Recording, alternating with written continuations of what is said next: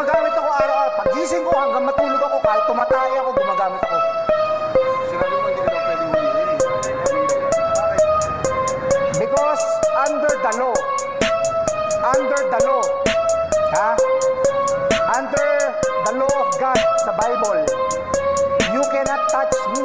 I am God, I am Jesus Christ.